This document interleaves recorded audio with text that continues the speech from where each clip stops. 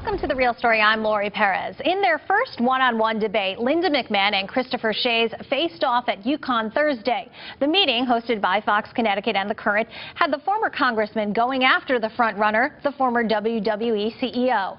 In it, we saw two clear strategies emerge. Shays going after McMahon for her work with WWE, and her bringing up his work as what she calls a career congressman. Here are their responses to a question submitted by the public. Don Patterson of Vernon asked how they would handle the crisis in Syria. Well, Syria certainly is a matter of concern, and the things that are going on in Syria are horrific. We hear about them every day. They're just awful.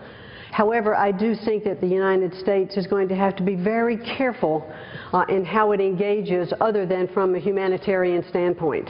I think that we need to continue to try and convince Russia, that has been an ally of Syria for a long time, to help move President Assad out of his position and to move towards a democracy in Syria.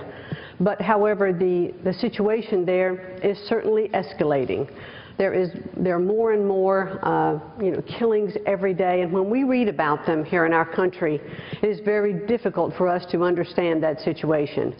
But I believe that before the United States goes into any country militarily, the interest of the United States has to be at risk, and we need to have a clear mission in going into that country. Mr. Shays, as U.S. Senator, how would you handle the crisis? First, let me say, Ms. McMahon said we have big problems. We do, and that's why I think you need to send someone who's had the experience to deal with these problems, not someone new. We don't need two junior senators at this time. The answer to your question is the following. We need to dialogue with Turkey, Lebanon, Israel, Jordan, and Iraq, and have them understand the consequences of this continuing.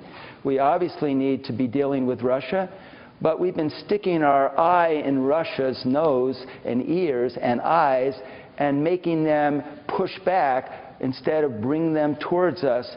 They have to realize what's at stake. And China does as well. And by the way, Syria is very much connected with what's happening in Iran. And we have got to get China and Russia to recognize that if they don't force Iran to cooperate, we may face a very horrific future. Mrs. McMahon, your response?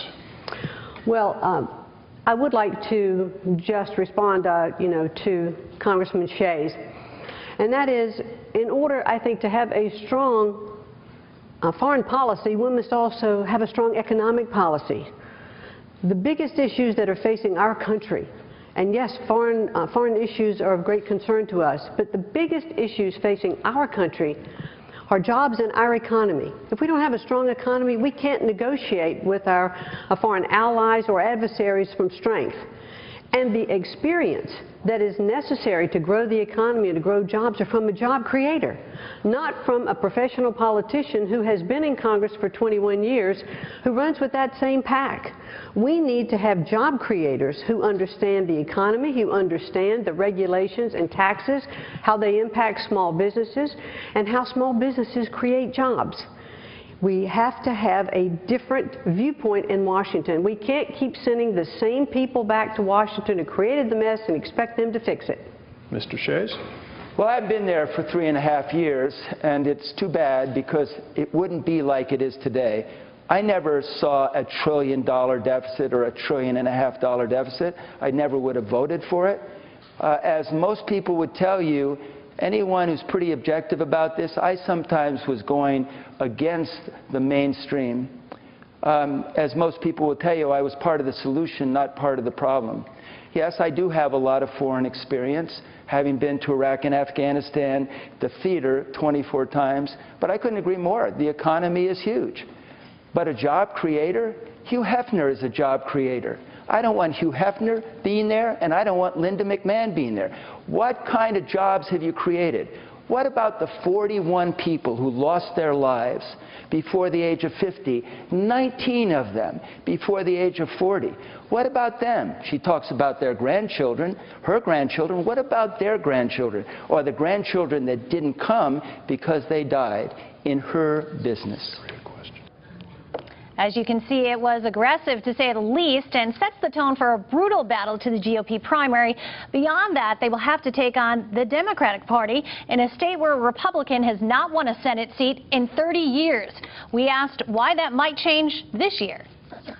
It's certainly time for a Republican senator in Washington, and it's also time for the first woman senator from Connecticut in the history of Connecticut.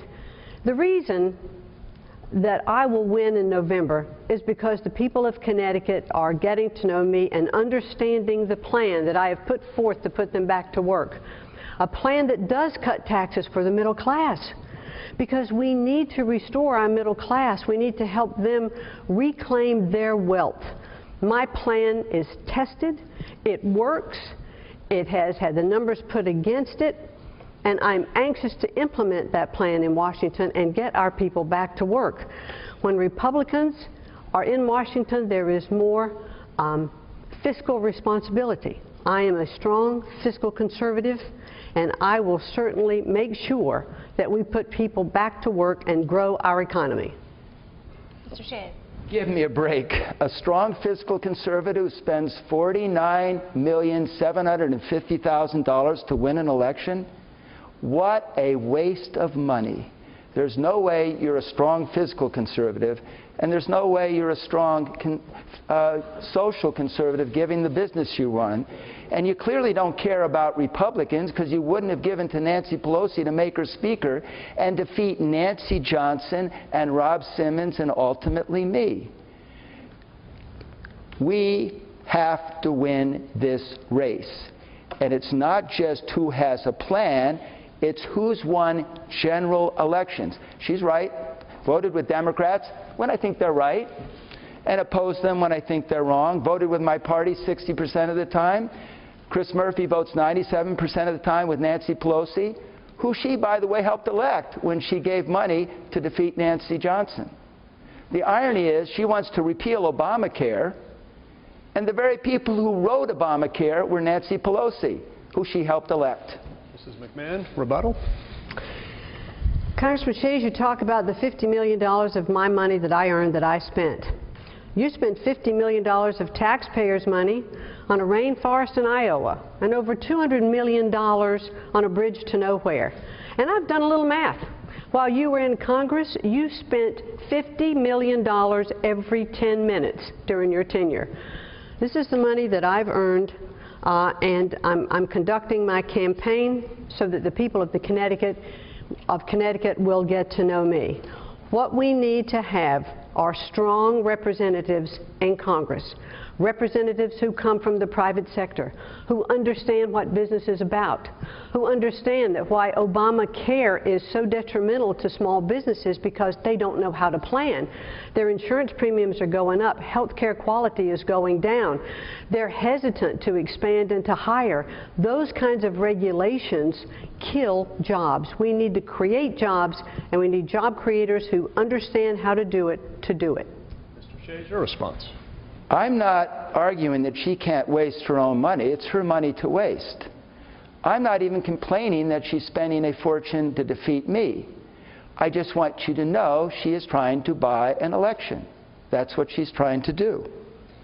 So she said, I voted for a bridge to nowhere. She's not in Congress, so she doesn't understand how we dealt with that issue. It was part of a big package of legislation that would go to repair roads and bridges. She probably forgets that my Annis River Bridge collapsed. 4 people were killed. We don't put enough money into our roads and bridges. So it was part of a package, a tiny little part. And by the way, she says a bridge to nowhere. It was a bridge to an airport. There weren't many people, but it was a bridge to an airport. So what we did is we took it out later. We didn't vote against the whole bill. We took it out. It hasn't been built, and I voted to take it out. That's the typical distortion that you're hearing from Linda McMahon that will make her fit really nicely with some of the other folks down in Washington. She sounds more like a typical politician than she accuses me of. It is going to be fiery. More than one analyst called the debate a draw. McMahon leads Shays in the latest poll by double digits, but what does that really mean? We're going to find out coming up.